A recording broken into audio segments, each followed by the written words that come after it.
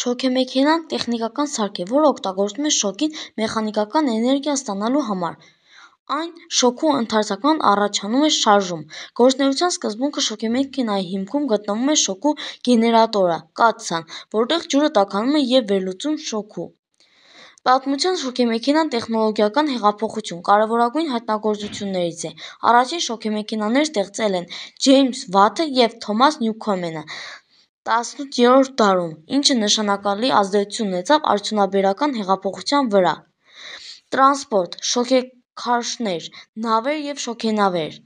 Արտադրությունները՝ գործարաններում և հանքարդյունաբերության մեջ մեքենաները շարժման մեջ դնելու համար։